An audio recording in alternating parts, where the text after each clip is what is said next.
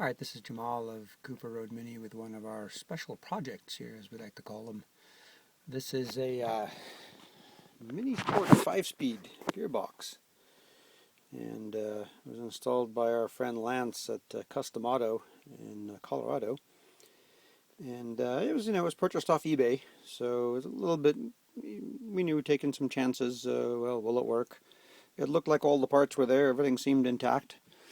He had to switch over to the yoke style outputs because it's actually going into a very custom Austin America that he's built with one of the 8-port heads. Probably a 7-port Arden, actually, one of the cast iron, the real old ones. The dual Weber DCOE setup. So a very wild looking car.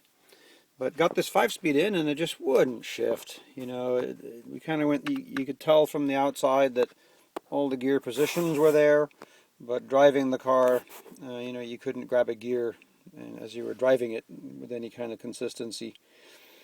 Certainly nothing you could describe as crisp shifting. And we could guess why, and we kind of did. We said that these linkages have to be adapted to allow an extra gate and sneak in some extra linkage for the 5-speed. And here's what we have in here. You can see that, not the easiest thing in the world to see, but they've made some changes in here. You can see these dual wings. You have this extra lug that has been installed into the shift rod, the stub shaft, if you continue it from the outside here where the roll pin coupler goes. Of course, we've got the diff cover off, so you can see all these bits inside. This is a new machined piece, probably that inner shaft, and then they've just added an extra lug over here, 180 degrees away from the one that's the standard one in the 4-speed. Let's see if we can see what happens here as you try to find the shift gates, and you have to kind of follow along and trust that I'm in the right gates here. This is the second gate. So you can see you'd pull up, that'd be first gear, there'd be second gear. You go out of that groove into the third, fourth gate, and you can see now the extra 5th gate here getting close. But the real problem is there's really just not enough room. They've shimmed the forks on the shaft at the bottom, and I'll show this in a minute on a standard rod change box so you can see the difference. But see, as we try to go between 3rd and 4th, you come over to where 5th is. Now here's the ideal place for 5th to work. Unfortunately, we're still in 3rd and 4th over there. So what happens as you try to shift this when the car's going is, let's say you grab first, you grab second, okay, you manage to get over and get 3rd gear like normal, 4th gear, but then you come up and try to move over to 5th. Well, that's where it wants to be, but unfortunately you're still in the 3rd, 4th. So if you're wobbling the shifter, you're just as likely to, whoops, grab it right back into 3rd gear. So it's so vague. You can see that when you get over to where you're out of the 3rd, 4th gate, just barely, there's the new mechanism they've added into this case for 5th. All of that stuff. Now that's where the 5th gate appears right now to want to be. But see how this lug is already fairly unfavorably located, which causes this fork to now interfere with the slot. I'll have to rotate it out of alignment for you to be able to see it, but see they've cut a slot here in this disc that goes around.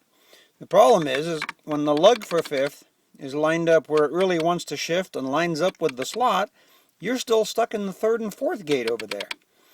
So as a result, you got to move it slightly out of ideal engagement for the 5th gear lug to work. Problem is, now you're too far and this lug for 5th doesn't line up with the slot in the shaft. So it takes some finagling and screwing around with the shifter to get it to engage and allow this slot to follow into, rather this lug to follow into the slot in the disc. So boy, I could fiddle with this a little bit and maybe shim the posts a little differently and then maybe try to put a bevel in this slot here that would allow the 5th gear lug, this one, to slip into it. But right now, here's where it wants to shift, but you can see that here's where it wants to engage and slide into the slot nicely. Problem is here, we're still in 3rd, 4th. So you just don't know if there's going to be a fix for something that's all the parts are here, but getting this to work from a shifter, and this is deep inside the case, is really not that easy. Just a quick comparison.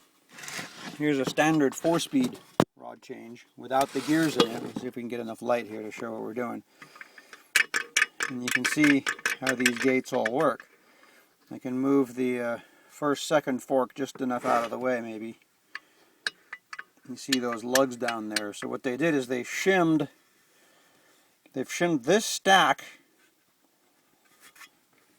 differently to allow an extra gap, allegedly here, between where first, second, there's the third, fourth.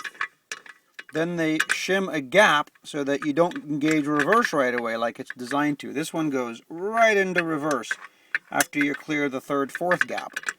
So what they've done on the 5-speed is they've shimmed this stack up differently to where there's a gap here between there for reverse and there for third, fourth. So when you slip out a third, fourth, you go this way into fifth. But of course this box won't, because there's not a gap here. The lugs, they either want first, second, third, fourth, or reverse. Now over here we've added a provision for fifth, and it just makes it clunky shifting.